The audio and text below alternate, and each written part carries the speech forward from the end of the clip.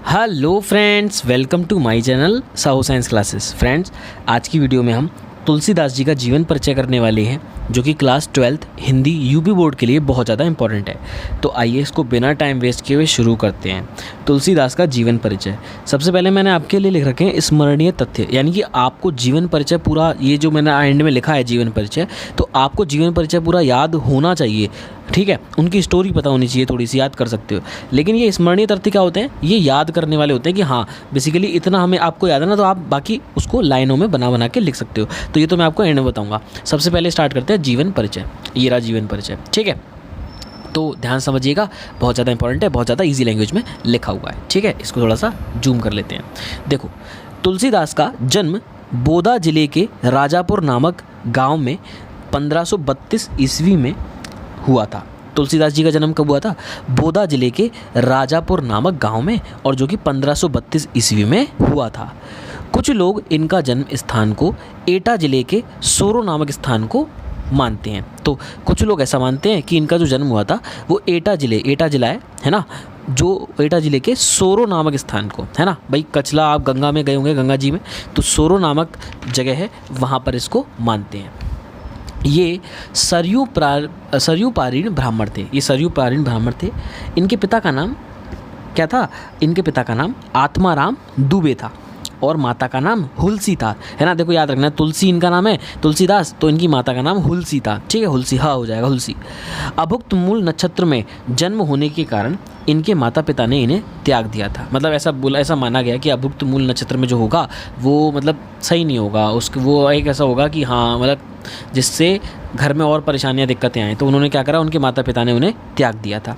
स्वामी नरहरि दास ने इनका पालन पोषण किया था। अब भाई ऊपर वाला है, तो अगर कोई छोड़ देगा तो दूसरा कोई ना कोई ऊपर वाला भेज देगा। तो स्वामी नरहरिदास जी ने इनका पालन पोषण किया था। अब काशी के शेष सनातन नामक विद्वान ने, जो काशी के शेष सनातन नामक एक विद्वान है ना, तो उन्होंने क्या किया, इन्हें वेदों पुराणों आदि ग्रंथों का ज्ञान कराया था, है ना। किसने कराया था? शेष सनातन नामक विद्वान ने। इनका विवाह दीनबंधु पाठक की कन्या रत्नावली से हुआ था। तो इनका विवाह किसके साथ हुआ था? दीनबंधु पाठक की कन्या रत्नावली से हुआ था।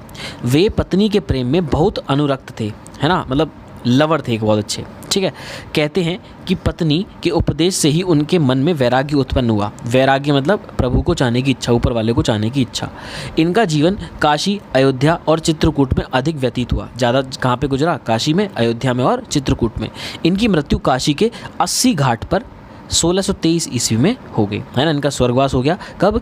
काशी के 80 घाट पर 1623 ईस्वी में। ठीक है, तो देखा आपने, छोटी सी बात थी कि उनके माता पिता का नाम याद रखो, उनका जिला याद रखो कहाँ पे हुआ, है ना, और उसके बारे में, उसके बाद उनकी वाइफ, है ना, किसकी बेटी से शादी हुई, ठीक है, किसने उनका पालन पोषण करा, ये सब याद रखना बस आपको। ठीक है, उसके बाद में आता है रचनाएं। इनकी रचनाएं बहुत इंपॉर्टेंट है। इनकी रचनाएं 13 ग्रंथ प्रमाणिक माने गए हैं। रामचरितमानस इनके मोस्ट इंपॉर्टेंट है भाई, आपको पता होना चाहिए। रामचरितमानस, विनय पत्रिका, कवितावली, दोहावली, गीतावली, बरवै रामायण, जानकी मंगल, है ना, राम ललान हदु, और फिर उसके बाद में वैराग्य, संदीपनी, कृष्ण गीतावली, पार्वती मंगल, रामाज्ञ प्रश्न और हनुमान बाहुक। ठीक है, तो ऐसे करके 13 इनकी प्रमुख रचनाएं हैं, प्रमाणिक माने गए हैं उनको। ठीक है, उसके बाद आता है कि गोस्वामी तुलसीदास का मुख्य ग्रंथ। तो देखो ये एक्चुअली में क्या स्टार्ट हो गया, ये आपका साहित्यिक परिचय बोल सकते हो आप, है ना। ये क्या बोल सकते हो, मतलब आप पूरा ही छाप दो, वैसे तो कोई दिक्कत नहीं है। तो गोस्वामी तुलसीदास का मुख्य ग्रंथ रामचरितमानस है, जिसमें उन्होंने मर्यादा पुरुषोत्तम श्री राम के चरित्र को ऐसी कुशलता के साथ चित्रित किया है कि एक ही ग्रंथ में जीवन की सारी गुत्थियों का समाधान मिल जाता है। तो एक्चुअली में जो रामचरितमानस है, जिसमें इन्होंने मर्यादा पुरुषोत्तम हमारे श्री राम जी के बारे में चरित्र को ऐसी कुशलता के साथ चित्रित किया है, मतलब इनका जो चरित्र है इस तरीके से बताया उन्होंने, इस तरीके से चित्रित किया है उसमें कि इस एक ही ग्रंथ से अगर आपने रामचरितमानस पढ़ ली ना, तो जीवन की सारी गुत्थियाँ, सारी प्रॉब्लम है ना, सबका समाधान आपको मिल जाएगा अगर आपने ढंग से पढ़ लिया तो गोस्वामी जी के काव्य का वर्णन विषय एकमात्र भगवान राम का गुणगान करना है। तो बेसिकली उनका जो काव्य का ये वर्ण विषय है, ये क्या है? एकमात्र भगवान जी का, राम का गुणगान करना, राम राम। तो उन्होंने केवल राम कथा को ही भिन्न भिन्न छंदों में लिखा है। ठीक है, और जन्म के संबंध में दोहा 1554 विषय, कालिंदी के तीर, श्रावण शुक्ल सप्तमी, तुलसी धरयो शरीर। ठीक है, ये आपको याद करनी है। इनका छंद, इनका जो ये दोहा है इसको याद करना है चौपाई को, कि 1554 विषय कालिंदी के तीर और श्रावण शुक्ल सप्तमी तुलसी धरयो शरीर, इसको याद कर लेना। और मृत्यु के संबंध में, ये तो जन्म के संबंध में था, और ये मृत्यु के संबंध में, संवत 1680 80 गंग के तीर श्रावण कृष्णा तीज शनि तुलसी तजयो शरीर। तुलसी तजयो यानी कि तुलसी जी ने त्याग दिया शरीर। आ गया मेरी बात समझ में? तो ये हो गया हमारा गोस्वामी तुलसीदास जी का क्या हो गया, ये आपका पूरा जीवन परिचय हो गया। तो आई होप आपको ये जीवन परिचय समझ में आया, जो कि 5-6 मिनट की वीडियो में आपको पूरा मैंने करा दिया है। ठीक है, तो अगर आपको अच्छा लगा हो तो इसको लिख लीजिएगा, है ना, बहुत इंपॉर्टेंट है। यहाँ से स्क्रीनशॉट वगैरह लेके वीडियो को पॉज करके आराम से लिख लीजिएगा। ये सब मैं अच्छे से करा दिया है मैंने अच्छे से। ठीक है, अब मैं आपको स्मरण वाला थोड़ा सा बता देता हूँ कि ये देखो, ये शॉर्टकट है। ये क्या है? शॉर्टकट है। आपने इस जीवन परिचय को तो पढ़ लिया एक बार, ये भी लिख लो स्मरणीयता एक तरफ। क्यों? क्योंकि देखो, आप जल्दी जल्दी याद करोगे तो पूरा पढ़ने का टाइम नहीं होगा, तो आप जल्दी से बराबर देख लोगे। हाँ, उनका जन्म कब हुआ था? 1532 ईस्वी में। ठीक है, और मृत्यु कब हुई थी? 1680 में। ठीक है, ऐसे करके। फिर जन्मस्थान कहाँ पे है? राजापुर यानी कि बौंदा, उत्तर प्रदेश में है। ठीक है, बोधा जिले में।